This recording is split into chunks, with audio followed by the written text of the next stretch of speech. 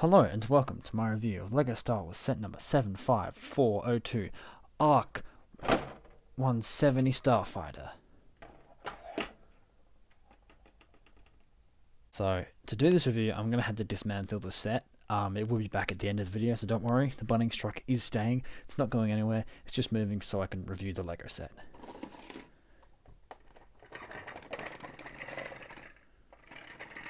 Alright, so after 15 years, LEGO finally made another ARC-170 that isn't a microfighter. So let's get straight to business. What do I like about this set? Well, I like the fact that this is technically a Revenge of the Sith 20th anniversary set, even though the box doesn't say Revenge of the Sith 20th anniversary, even though it damn well should have. Because, you know, Revenge of the Sith returned to theaters. I saw it, it was awesome. On the big screen at a cinema. Oh my god, I will not forget that anytime soon. That was so much fun. If you got to see it, you know how awesome it was seeing a prequel in theaters as intended. I noticed things I'd never noticed for the first time. Seeing this ship as well as the Venator on the big screen, oh, teary-eyed. Among, well, just the whole movie in general. So looking at reviews of the original, the mechanism to open the wings is apparently a bit fiddly and a bit annoying to get to. On this one it's much simpler. It's literally just a switch on the side and you press it inwards and then the wings open. They're in attack position. Now they're not in attack position as wide as I'd like them to be, so what I always do is I stick my thumb in between the wing and just open it. And all you need to do to close them is just flick it back and then the wings shut. So open and shut. It's very satisfying. When I first got this, I probably did this for about an hour while watching Andor. Very good fun.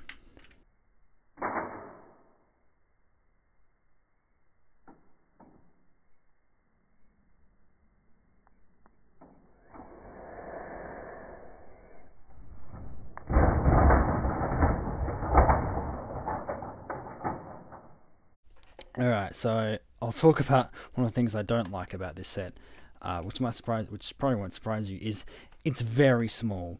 And I mentioned it in the Plo Koon microfighter review, so I'll put some videos up of these two next to each other properly up on screen now.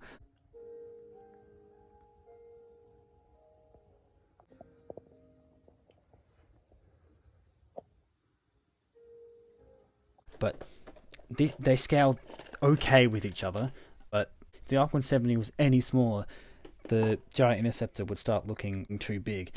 And that's probably the main reason they didn't make it any smaller. The microfighter wasn't here. They would have made it even smaller to save money and to price hike, etc. Even though it is a pretty cool model, even though it is a pretty cool set, and I do like the build minifigs, I reckon it is a bit expensive, and it pairs with it good.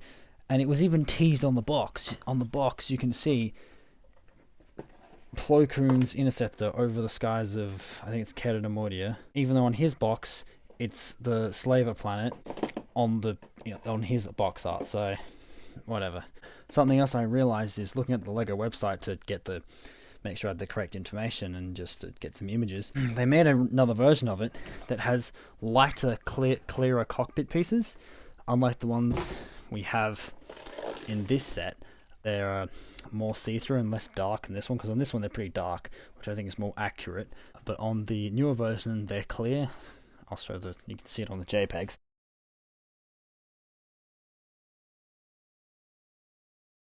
But you can just see right through them. These ones, they're see-through, but they're nowhere near as see-through as the updated version. I'm not really sure. I think LEGO's done this a few times, but I can't think of the last time it's happened. No, I can't think of any off the top of my head. I'm sure comment section will tell me if you know one. Put it in the comment box below. Like a lot of LEGO Star Wars ships and playsets, it has spring-loaded shooters. Particularly Starfires like to have these type of things. Oh, I didn't go that far that time. So I'll get into some of the things I don't like about it before I get into the minifigs. Stickers! This set has stickers. It's not as bad as the new release UCS Death Star, but it has stickers. All the Republic insignias are stickers. And they're clear stickers, so they look okay, but if you're not good at placing stickers, then they don't look so great. I can't stand it, particularly the ones on the sides here, on these like groove bits, that are pretty clean, and I do like the uses of these pieces here. It's a really interesting way to use them. I don't like the stickers here, and I don't really like them on the back, and the cockpit, I particularly hate them. I've always hated stickers on cockpits. It seems the only ships that don't get stickers on cockpits are X-Wings, and that's bound to change, I'm sure. Something else I don't like is how the tips of the laser cannons are brown instead of black. I know it's more accurate, but it just would have been more aesthetically pleasing for for it to be black. And like, I know Lego Star Wars fans, I'm including myself in this, are a pain in the ass. But like I don't think anyone would mind if these tiny little pieces, can you focus? These tiny little pieces were just black, because it would have looked a little bit better and not stand out as much. But if it's accurate, I'm not going to complain, even though I am complaining. Yeah, I'm going to commend Lego for, as they did print some pieces, not all of them are stickers, so clearly they let the designer or whoever is in charge of stickers or printing print more than 2 pieces, because all of these, there's 4 of these on the set, and all 4 of them are printed and look pretty damn nice. These would have been terrible if they were stickers.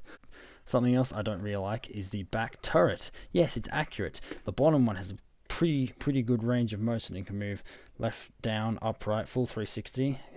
I know in the older model from 2010, the guns were longer, and so they could articulate more and could have a better range of motion. This top one, it can go up and down and can't go side to side, which is inaccurate, because in the Battlefront games, in the movie, you can kind of see it move side to side. I think, don't quote me on this, but I think these cannons are interlocked, so when you turn one, they both turn, and these top ones should turn with the bottom one, have the same range of motion as the bottom one. Something I do actually like, the way the mechanism works to open and close the wings. I think I mentioned that, but it looks very good. You can pull or just push it with your fingers, and it looks pretty good. I like the engines. That's all the things I like and don't like about the ship. Like the engines, they're pretty accurate. They're not the size of the original, but like, they still look good for the size that they did go for. Oh, and the interior, it fits all 3 minifigs in there. And Jag at the front there is basically lying down. Is it Jag? Hang on, let me check the box. Jag at the front there, that's the name of the pilot, is basically lying down. Oddball is actually sitting, and the rear gunner is... he's just a nameless clone pilot. Also, like, sitting down, as well as their droid. Another thing I don't like is how the droid's integrated. I like that he's in the set, which is good. I don't like the fact that you can't take him out without having to basically take one of the clones out, which is not very great. And when he is out, there's a giant hole in the ship, which there would be anyway, but like it doesn't look very good. Yes, future Gus, I'm making editing this a pain, I know. You don't even want to know how hard this video has been to edit. It's been a pain. It's taken months.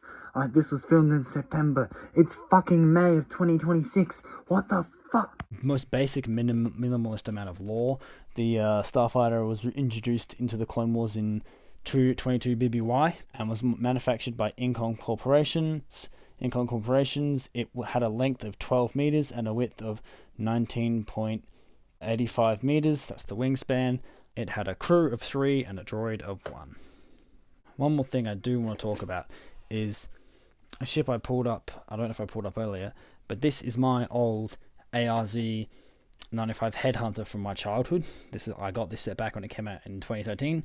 I was a very small child, and I destroyed it very, very long time ago, and so I've had chunks of it, like I've had this big long nose piece, whatever, sitting in my Lego bins for a while, and every time I've picked it up, I've been like, damn, I should really rebuild it.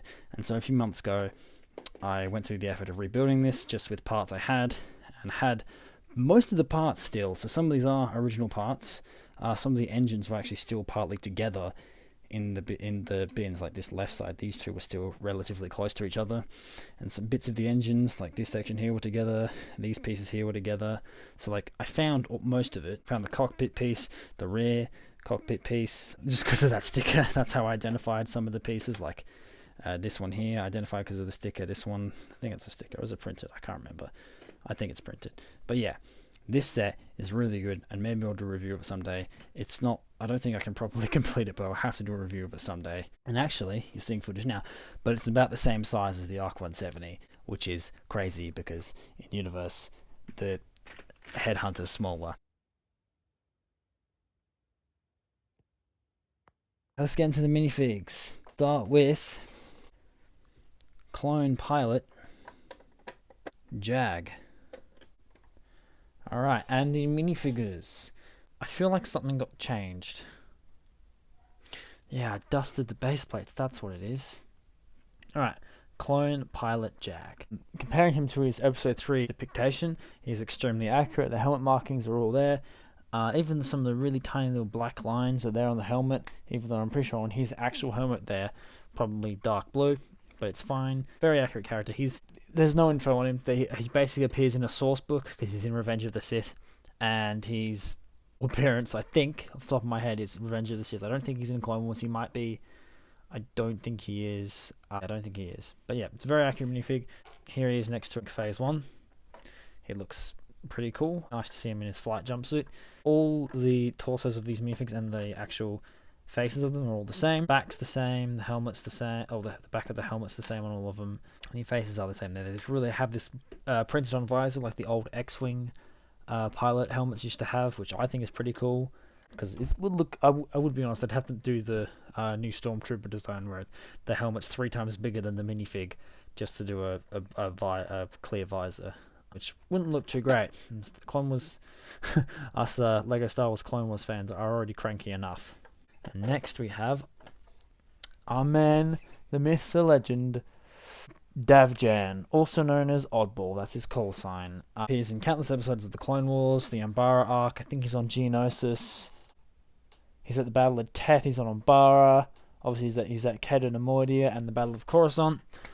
This minifig is very accurate. It's very nice to finally have this pilot who's kind of always been there to rescue Anakin, and he's also in the arc where they go to the Separatist prison planet to break Jedi. I think he's one flying the gunship from memory. I think it's nice having him finally in Lego. I just remembered Jag. I think this is his second depiction in Lego. I don't have the first one because it was from like 2010. I was like 5 or 6, so I didn't really have much Lego, and I definitely don't have the old ARC-170. Yeah, very accurate minifig. Same head underneath, same torso. It looks very accurate, very nice, and same reprinting.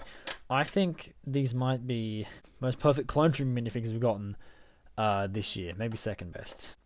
And finally, we just have a regular Phase 2 clone pilot, or Phase 3 technically, because the clone pilots we have the one on the left is the Phase 2 clone pilot, and then the one on the far left is the Phase 1 clone pilot. This one's kind of a Phase 3 kind of thing. We do know that we're almost Phase 3 clone troopers. They exist in Legends, I think, as maybe some variants. I think basically the closest version is probably Captain Rex's helmet, I imagine, with the world with the two together, or maybe Hunters. I don't know. It doesn't really matter. But there's 3 versions of the clone pilot helmet and flight suit, etc. Armor, that's the word. Yeah, the regular Phase 2 clone pilot looks pretty good. Very good printing. He does look good next to the very, very, very old, I think it's 2015 V-Wing pilot. He looks pretty good with him. Printing on the torso is very similar, actually. There's only a few really tiny little differences here and there. Breathing apparatus. The back, there are a few details, like some lines are a bit thicker and there's some more in other places, but they both look pretty good together, actually. And for this regular clone on the left had the Republic insignia on it. I'm sure this would be maybe my favourite one in the set, just because it reminds me of the old V-Wing pilot. Even though I do like Jag and Oddball. If any of the pilots were like this old V-Wing pilot helmet, I would be quite happy. I think actually it's the same mold as well. No, I think it is the same mold from, oh god, it must be a decade ago now. Yeah, 2015, decade ago. Jeez. Pairing him with something else. This is from when Revenge of the Sith came out. This is an action figure, a clone pilot ARC-170 action figure from 2005. I found it in the state of Victoria, Australia. I live in Australia, and yeah, it was a pretty good steal. He came in the box, all the original packaging, all the accessories, all the little booklets and pamphlets advertising Revenge of the Sith, which is pretty cool. There's no review for this minifigure, so I'll just make this brief, but these two look pretty good next to each other. If I just swap this one's helmet for the V-Wing pilot, you can see these two look pretty damn close, other than this one like having arm printing. And our final minifigure, R4PP4, the droid, who's on the back of the ARC-170 Revenge of the Sith. You can see the back of his head in the Order 66 scene. Can you focus, camera? It's a green astromech. No back printing, unfortunately, which sucks. Lego definitely can afford to put back printing on this minifigure, because I think astromechs might be one of the most common Lego Star Wars minifigures, maybe next to like Luke Skywalker, Stormtroopers, and Darth Vader's. Here he is next to the one from the V-Wing. You can see the differences. You can see my V-Wing astromech's been through a bit. Sort of 10 years of being in Lego bins and being dropped and in a starfighter will do to you. And now I will talk about the instructions. Like always, much really to say, this is the older version. As I mentioned before, there's a new version with clearer cockpits. Not really sure why they did that. I haven't done enough research, but I think it's just they swapped the cockpits for some reason. I don't really understand why, but anyway. It's just standard Lego instruction manual. I really like the mechanism to open the wings. It's a pretty interesting build. If I can just flick back to it. Yeah, it's a pretty interesting mechanism to build. I really enjoyed it. And I built it a few months ago now. There's a little clone pilot going along there, progress bar. And then at the end, you got the ads for the other sets that came out this wave. The ARC-170, the Baby Yoda, the two Baby Yodas, and Ahsoka's Interceptor. And now to age this video, I just saw the new leaks for the Mando sets for next year. One of them's a buildable Baby Yoda, which I don't think we really need. I think we've already gotten, what, 2? 1? I think now we'll be up to 3 buildable Baby Yodas, which is just fantastic. Oh, it's not even counting the brickheads. 4, anyway. This video was recorded in 2025. Those sets are out now. Like, all the Mando sets are out. The movie, I'm going to see it at the end of the week. You can tell how old this video is and when it was recorded. Recorded September 2025. I'm sorry, life caught up with me. I had shit to do. And I'll also briefly talk about the box. Box is fine. It's good. I just wanted to show this because it's different to the other one. The newer one, there's the minifigs there. You can see Plo Koon Starfighter there in the corner. All the more reason why we should have gotten a full-scale Starfighter. On the back, there's in the hangar of a generic ship. It vaguely looks like a Venator, but also kind of doesn't. I don't know what that is. Anyway, where did I put the... Oh, there's a kookaburra. Oh, it's quite a few kookaburras. Wow, they're really going nuts. Welcome to Australia. Okay, and finally, I'll just quickly talk about the price. I got this set as a gift, but looking at Lego.com, it's $110, which is kind of ridiculous. It's just a lot. Lego's gotten really expensive recently, because they kind of have a monopoly, but there are competitors. They're not as good, but there are competitors. Hopefully the competitors will force Lego to improve and not make mistakes and all that. Anyway, that's the end of this review. This one's going to be, like I said before, a monster to edit. In case you couldn't tell, I got a new phone while filming this, and there was a huge gap. I started filming on October 13th or 12th. 12th it was. And I'm filming this on the 14th of November, so 2 weeks and a bit later. Expect, I don't know, another review soon. Maybe I'll just do a smaller set, or I'm not. I don't know. My voice hurts. Thanks for watching. Bye for now.